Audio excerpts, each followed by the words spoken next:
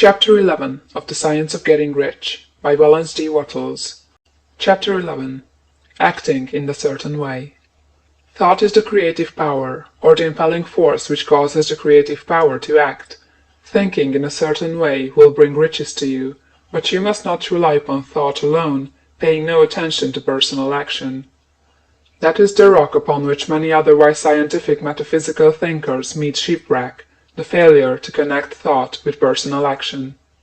We have not yet reached a stage of development, even supposing such a stage to be possible, in which man can create directly from formless substance without nature's processes or the work of human hands. Man must not only think, but his personal action must supplement his thought.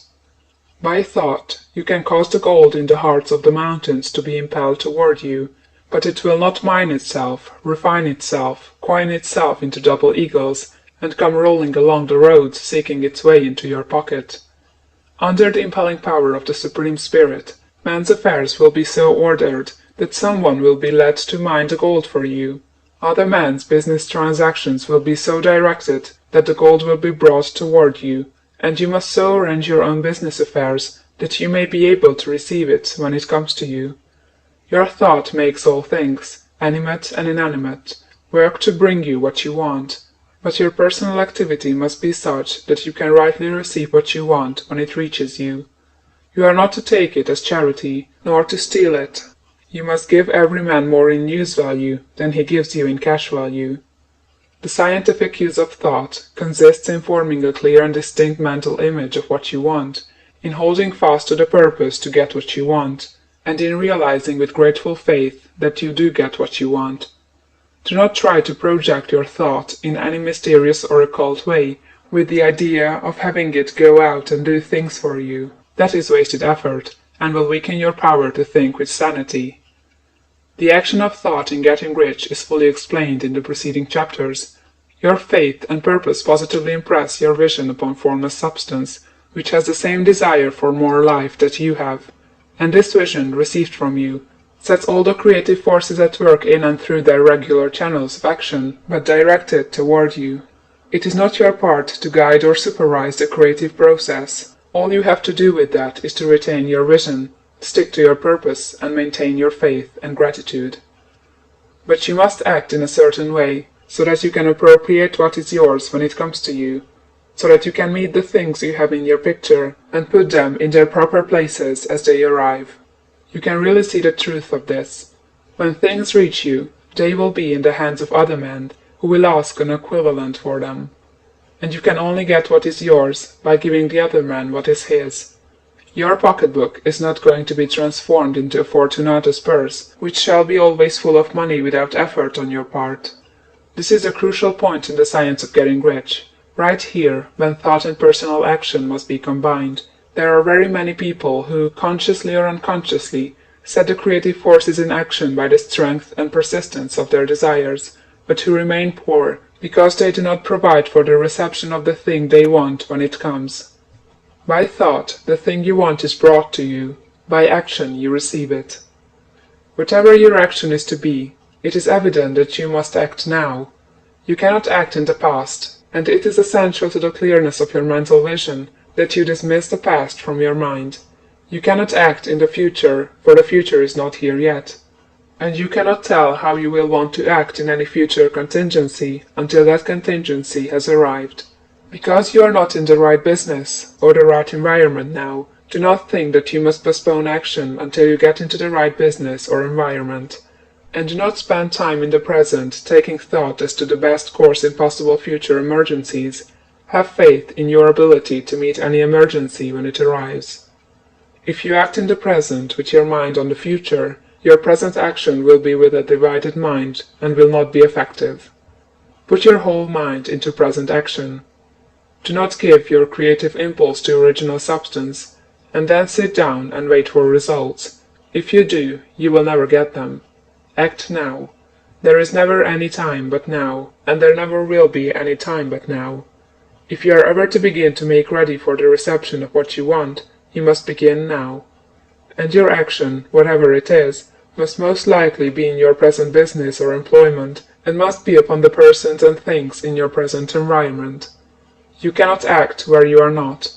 You cannot act where you have been, and you cannot act where you are going to be. You can act only where you are. Do not bother as to whether yesterday's work was well done or ill done. Do today's work well. Do not try to do tomorrow's work now. There will be plenty of time to do that when you get to it. Do not try, by occult or mystical means, to act on people or things that are out of your reach. Do not wait for a change of environment before you act. Get a change of environment by action. You can so act upon the environment in which you are now as to cause yourself to be transferred to a better environment. Hold with faith and purpose the vision of yourself in the better environment, but act upon your present environment with all your heart, and with all your strength, and with all your mind. Do not spend any time in day dreaming or castle building. Hold to the one vision of what you want, and act now. Do not cast about seeking some new thing to do, or some strange, unusual, or remarkable action to perform as a first step toward getting rich. It is probable that your actions, at least for some time to come, will be those you have been performing for some time past. But you are to begin now to perform these actions in a certain way, which will surely make you rich. If you are engaged in some business, and feel that it is not the right one for you, do not wait until you get into the right business before you begin to act. Do not feel discouraged, or sit down and lament because you are misplaced.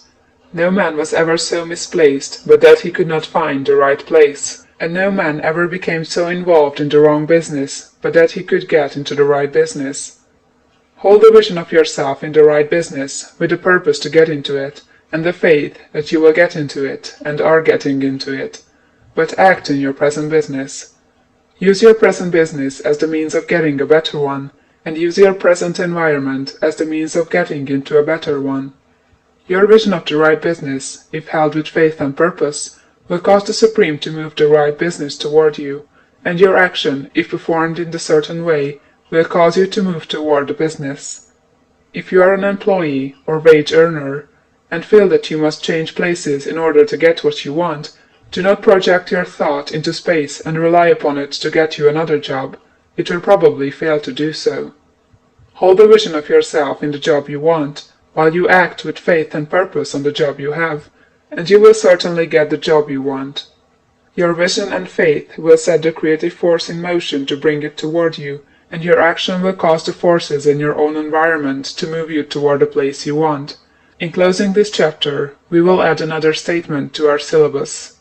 There is a thinking stuff from which all things are made, and which, in its original state, permeates, penetrates, and fills the interspaces of the universe. A thought, in this substance, produces the thing that is imaged by the thought. Man can form things in his thought, and, by impressing his thought upon formless substance, can cause the thing he thinks about to be created. In order to do this, man must pass from the competitive to the creative mind. He must form a clear mental picture of the thing he wants, and hold this picture in his thoughts, with the fixed purpose to get what he wants, and the unwavering faith that he does get what he wants, closing his mind to all that may tend to shake his purpose, dim his vision, or quench his faith. That he may receive what he wants when it comes, man must act now upon the people and things in his present environment.